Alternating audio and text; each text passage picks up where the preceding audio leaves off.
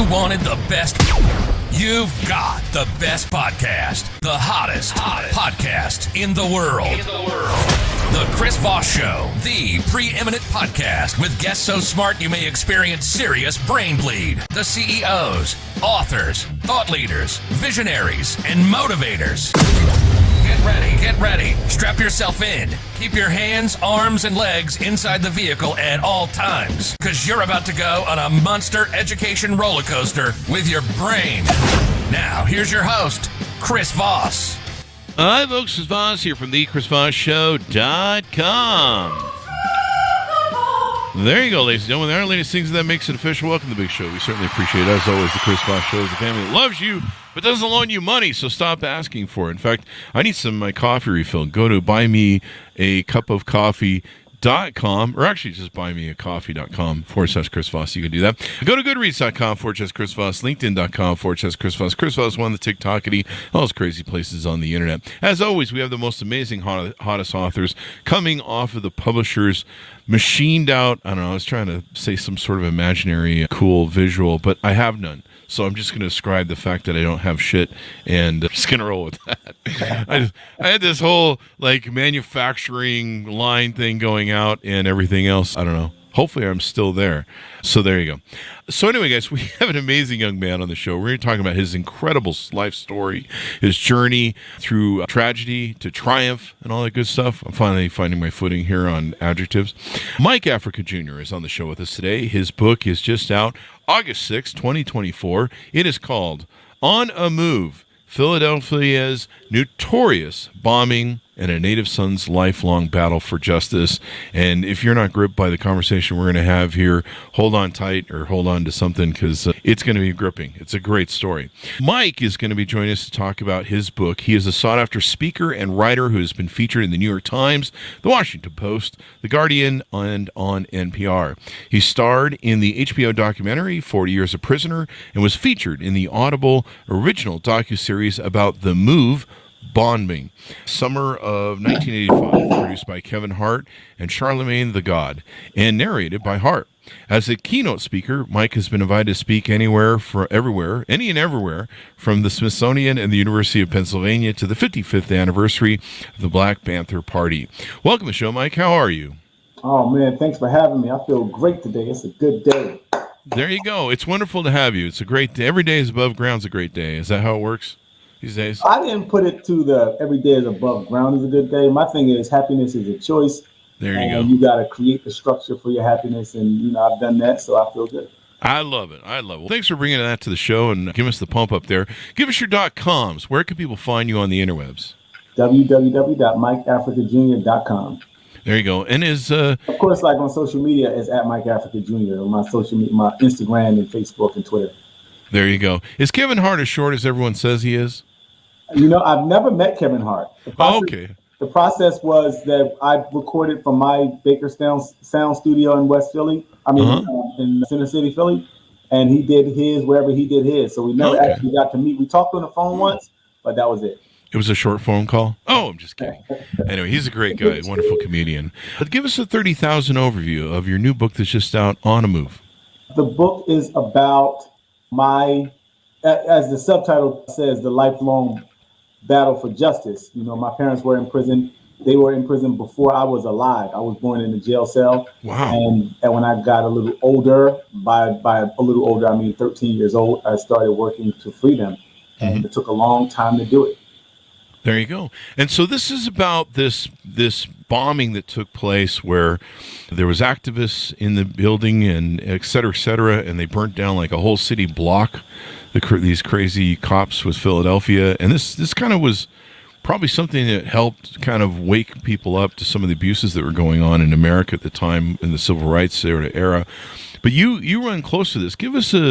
Tell us about who Move is and how you were related to these folks. The Move organization was founded by my great uncle. His name is John Africa. He started the organization with a simple mission to protect life, people, animals, and the environment. He talked about the injustices of people being locked in cages and given unnecessary, lengthy prison terms for crimes that politicians and police were committing and not getting any time in jail at all. He talked about the inequality of it He talked about how animals were brought to this country the same way Africans were brought to this country in chains and crates and made to work and be enslaved for money. He would say things like, if Barnum and Bailey and Ringling Brothers think that it's okay for a tiger cub to jump through a ring of fire, why don't they make their cubs do it? Why don't they make their wife do it? You know, animals have feelings too. He also talked about the environment and the importance of protecting it and honoring and nurturing it, you know, by giving back. Composting wasn't a thing back then, but that's exactly the type of work that he did. And a lot of opposition in that process. And he also met a lot of people that believed the way that he believed and wanted to support what he was doing. And that group of people that followed him became known as MOVE. Okay. And so that's your what'd you say? Your great uncle. Great uncle. Yeah. So that's your great uncle. You're living in the house with them or in the block with them? I wasn't born yet. He started the organization in 1972. Okay. And my mother, my father, a lot of other members of my family, like half the organization is my blood family. My grandmother, my great aunts, my aunts and uncles, my cousins. And they were all part of it in the very early 70s.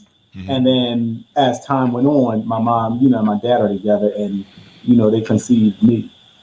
There you go. Do they have the same sort of stance that maybe Malcolm X, we mentioned the other folks that I know they had a pretty violent streak, the Black Panthers, where they felt like violence was the way to even the score or to try and balance out the score? You know, MOVE was a little bit different, not in the stance perspective, but definitely in the way people see violence. MOVE didn't see defending yourself as violent. They didn't see if the police attack you or if anyone attack you for that matter, we don't turn the other cheek. And we don't see defending ourselves as violent. If you slap me, you might walk over here and do it, but you're going to limp back. I mean, that's just the way it is. Like you're not going to slap. And I don't see that as being violent. I see you as being violent for attacking me unwarranted. But me defending myself from that, no, I don't see that as violent. MOVE didn't see that. You're defending yourself, you know. Yeah, and that's what most states have the laws Panthers for were that. doing. The Panthers weren't going around killing people. They were defending the people that were being killed by the police. Wow. You know, MOVE was very much like that. The organization wasn't set up like on a pacifist vibe, like Dr. King with the turn the other cheek. Not at all. And having that kind of stance, both of them still were attacked. Whether you were a pacifist, you saw the 60s videos and news clips where the pacifists who were not fighting back were being hosed down by the fire departments and beaten by police and attacked with dogs, right? So, you know, if you're going to get attacked anyway, why not fight back and get a couple licks in yourself? There you go. So now you were 6 when this whole episode happened where the police attacked the MOVE folks. You said you were born in jail. Tell us about how that went down. So MOVE people would protest and demonstrate at like the Philadelphia Zoo and the Barnum and Bailey Ringling Brothers Circus. And when the cops would come and tell them they had to disband, MOVE would resist and say things like, we got the right to freedom of speech. We got the right to assemble. We're not breaking any law, so we're not leaving. And the police, ran by the mayor, Frank Rizzo, was like, we don't care what you say your laws are. You're going to jail. And it led to MOVE people resisting being arrested sometimes, MOVE people fighting in scuffles. Eventually, a confrontation happened on August 8th, 1978, where the police stormed MOVE's home and shot up the house. During the shooting, a police officer was shot and killed. Of course, MOVE was blamed for the killing, and they all got 100-year sentences, a total of 900 years in prison. Wow. And my parents were 2 of those people. And at the time of the arrest, my mother was 8 months pregnant with me. So 5 weeks later, I was born in a jail cell. Wow. That's a hell of a story. So when you get out of school, I'm trying to explain to people the timeline. When you get out of school, when you get out of jail, who's taking care of you over the next few years that you're being raised around the MOVE unit before the bombing happens? My grandmother was taking care of me. My grandmother, my aunts, and uncle, they were making sure that I was okay, feeding me, taking care of me. Wow. And when I was 13 years old, my circumstances at home wasn't great. Yeah. My grandmother was older. I was one of those unruly kids that wasn't willing to listen to people, and I broke her rules all the time. And she felt like I needed to return to move. So when Ramona Africa, who was one of the Move members who was recently getting out of prison, I asked her to come and pick me up, and she did, and I rejoined Move. There you go. So when you said this happened when you were 6. Were you in the building at the time of the attack? Were you around? Did you experience what that was like? I was 4.4 miles away, and I could see the smoke. Wow. How I learned about it was it was a summer day or late spring day. It was warm outside, and I was going outside to play with some friends. And one of my friends, he said they dropped a bomb on Move. Wow. And my immediate reaction was, no, they didn't. And he pointed to the sky. Wow. And then I ran in the house and I saw my aunts and I saw them huddled up around the television and crying their eyes out. Wow. And I saw the fire on the television. I could see the blazing fire just erupting out of the windows and through the roof. Wow. And I said, that looks like our house. And my aunt looked at me and she said, it is our house. That is wild. So 11 members were killed in that attack. I imagine some were members of your family? Every single person that died that day were Move members. My great uncle who started the organization, John Africa, he was there. My second cousin, Frank, and all of the children that I knew that I grew up with in Move were all in the house. Wow. That's quite the loss to take as a young person. That's quite the shocking thing to take. Well, the interesting thing about it was at the time I didn't know that. Okay. When you didn't know they were dead, right? When Ramona, I'm 6 years old. I mean, how do you explain to a 6-year-old that this thing happened? The people, my aunts and them, they were young people. They were in their 20s. They couldn't even really wrap their minds around what was happening. So, but the way I learned about the story, the details, when Ramona Africa took me with her around the world, talking to audiences, universities and classrooms and community centers, she would be telling the story to the audience. And as they were learning the story, I was learning the story too. Oh, wow. So I didn't find out about what happened. I didn't even know that I was born in a jail cell until then. I didn't know that there were newspapers writing articles about this kid, this Move baby that was born in a jail cell until Ramona came and got me. And then I started doing research myself. I didn't know my parents were in prison for 100 years each. Wow. Until I started traveling around. I didn't know what they were in prison for. I didn't know if they would ever get out. But I did believe through the research that I had done that they were innocent and that I would try to see how I could help to get them out. There you go. And so at what point, you mentioned you were kind of a troubled kid a little bit. You weren't listening to your grandmother or whoever. Was there a point that you crossed the threshold and you go, I'm going to work to right the wrongs of what's been done against my family and my parents, and you start working to learn law to get your parents out of jail? When I was 13 years old, I was in a meeting with a lawyer by the name of Paul Hetznecker. He was going to be Move's new lawyer. And regularly, we were scheduled to have meetings with him to discuss strategy and ways to get them out of prison. And I was a part of those initial meetings. I was a part of the meeting where he was chosen to be Move's counsel over William Kunstler at the time. And I traveled around and we rallied for support and we wrote letters and met with politicians. And the legal strategy was to get favorable attention and favorable support from people that had the power to make changes. And I was a really big part of that process because I was the son of two of these people and the nephew of one of them. So a third of the people that were in prison were my blood family. Wow. And I was just a kid whose prison sentence predated my birth. It was a really huge selling point for our supporters. And even with that, though, if a white police officer is killed, and the people that are accused of doing it is a bunch of unruly black people, the odds are heavily stacked against us. Yeah. So it took a lot of work. It took a lot of networking, and it took a lot of connecting with people that felt that they could help, but wanted to help. It's one thing for people to be able to help. It's another thing for them to want to help. Mm-hmm. And we had to just, continue to chip away at the mountain of the people that could help and kind of convert them into wanting to be supportive.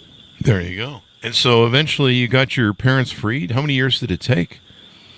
I started working on that when I was 13 years old. Mm-hmm. By then they had spent 13 years in prison. Mm-hmm. I picked up my mother on June 16, 2018. She had spent 40 years in prison. 40 years. Wow. 40 years. Wow. And then 4 months later, I went to the prison and I picked up my dad, who had been released. Wow. Just like 40 years too. Congratulations. Thank you. Mayor Frank Rizzo's mayor of Philadelphia at the time was so corrupt. I mean, the guy had some real white nationalist Christian sort of extremist issues. He didn't like anybody who wasn't white, I guess, was basically his thing. And so I don't think he liked anybody I think he only liked Italians. probably from the mob, right? Not even just white. Italians, he liked Italians. That was it. There you go. He built a reputation for hostility to blacks, Latinas, and civil rights demonstrators. And so he was all about white ethnic groups. Total Christian nationalism sort of dude, right wing. Let's hope we don't have that come back next year.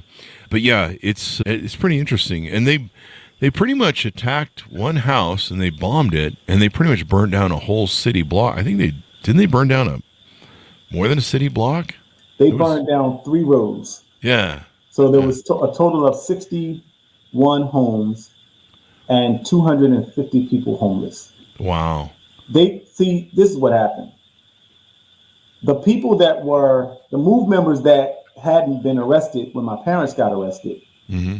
they continued to speak about the imprisonment of the MOVE 9 prisoners. Mm-hmm. And they made so much noise and they created so many disruptions that the city felt like they needed to do something to shut them up. Mm-hmm. But knowing MOVE with the type of reputation that MOVE has for fighting back and resisting injustice and arrests and all of that, I guess they felt like they needed to come with as much firepower as they could. So they went to the military. Yeah. They went to the military and they got Brigadier General and made him the managing director. They got a Korea War veteran and Vietnam general and made him the police commissioner. Mm-hmm. Then, with those connections, they got their hands on C4, classic explosives. They got their hands on anti-tank guns, 50 caliber machine guns, armor-piercing guns. They got their hands on M16s, M14s, M1s, every kind of weapon that you can imagine the United States was using during war times. And then on May 13th, 1985, MOVE members were in their house and they were yelling from a bullhorn to free MOVE 9 prisoners. And the city's response to that was to fly a helicopter over the house and drop a bomb on it. The bomb ignited a fire. The fire burned down 61 homes. Jesus. As MOVE members tried to escape the burning building, they were shot at by police. I remember watching the video of this, and I don't remember what I was up to, but I was watching the video of it, and it was quite extraordinary. It was just insane. And one of these things that probably, tried to help wake people up to how bad racism was in this country, especially back then. It's still here today, of course. What do you hope people come away with reading your account, your story, your parents' story, your family's story? What do you hope people come away with? There's 2 things. One, this is a story of resistance. I mean, despite all of the tragedy that MOVE experienced, despite all of the issues that I ran into in trying to free my family, mm-hmm. At the end of the day, we were very successful in releasing my mother, my father, and my Uncle Chuck. And there's that positive aspect of it. A 40-year-long journey came to an end, and they came out on their own 2 feet instead of laying down. Yeah, that's pretty good. The other thing about it, though, is that I want people to come away with it is there needs to be accountability, some type of way for law enforcement to be held accountable for the crimes they committed against humanity. 5 children were shot. Wow. Burned. Kids. I mean, 14, 12, 11, 9 kids, children. And none of the police commissioner that put shrapnel in a bomb. First of all, dropping a bomb in the neighborhood is crazy. Yeah, that is. But to then lace the bomb with shrapnel so that it maims anyone that it hits when it explodes is just evil. Yeah, that's just the police commissioner never saw the inside of a jail cell. He never was placed in handcuffs. He was never in the back of a paddy wagon. Yeah. The fire commissioner that let the fire burn, knowing that this fire is raging out of control, it reached to the point of 2,000 degrees, the temperature at which steel melts. Wow. And they said, let the fire burn. Wow. And he never saw the inside of a jail cell. He never felt the cold steel of handcuffs on his wrist. He never spent any time in the back of a paddy wagon. And then the managing director and the mayor who participated in this entire process for this assault to be carried out, no one ever served 1 day in jail. Wow. Not 1 second. The only, I guess, semblance of wrongdoing that anyone could see that the police were feeling is that Terrence Mulvihill, one of the police officers that was stationed in the back alley, that never admitted to shooting people as they tried to escape the burning building, but he did kill himself shortly after the bombing. Oh, really? With the guilt was just too much, huh? I would expect that the guilt on him was heavy and he couldn't live with himself anymore. Yeah. But I don't think that killing yourself is an indication that you felt like you did the right thing. That's very true. But we talk about reparations a lot. We talk about this thing called qualified immunity. And I think that needs to be talked about more. Yeah. Police officers, law enforcement, public officials should not be able to get away with crimes, especially when children are involved and being shot and killed. They should not be able to get away. I can't get away with that. Yeah. We're talking about equality. The people that are supposed to be protecting people from injustice, protecting people from harm, they should be held to an even higher standard. Yeah. I'm hoping that George Floyd maybe set a bar. I remember the surprised look on his killer's face when he really thought he was going to get off. At least that's my impression of when I watched his face. He was in shock that he got found guilty. And I think it was a good moment that sent a shockwaves across police unions and stuff that, like, hey, you need to start paying attention to what's going on and training people better. And, you know, there's so much that goes into it. But, you know, this is why your stories like yours are important. It's such a great story. Did you guys end up suing the city after your parents got out? The city of Philadelphia was brought up on. The city of Philadelphia was in a battle with Ramona Africa, the lone adult survivor of the bombing. And she sued the city. She sued the managing director, the mayor. She sued the fire commissioner and the chief of police. Wow. Every single one of them were found guilty. And the jury found them guilty. The judge granted them all immunity, and therefore they served no punishment for what they did. Huh. Was it civil or criminal? It was civil. Oh, okay. Huh. So no money was awarded or anything like that for damages? Ramona was awarded $500,000. Wow, that's all. That same year, I bet you remember this. A lady was driving through a McDonald's. Yeah, the $10 million verdict. Hot coffee on herself, and she won millions of dollars. Yeah. For spilling hot coffee on herself. That she knew was hot. a hot fire that burned 11 people alive, and the settlement was $500,000. Yeah, that's just insane. That's just insane, that whole thing. There you go. It's a wonderful story, a beautiful story of loss and redemption. And, for you as a son, you could have just been like, I'm going to go be bad and probably end up in prison with with family. I could turn to crime and stuff. But you went the high road and looked to right the justice, the violence and justice, that was not given your family, and right the wrong there. And props to you, man. I mean, it's quite the journey, and it took a long time. You stuck it out, and now you got a great story. I think it would be a great movie. People need to hear more about this thing. I don't remember how I heard about it, but watching the video is just extraordinary to watch. And then the fire gets out of control, and the people are just, it's just shocking that something like that would take place in America. But we like to.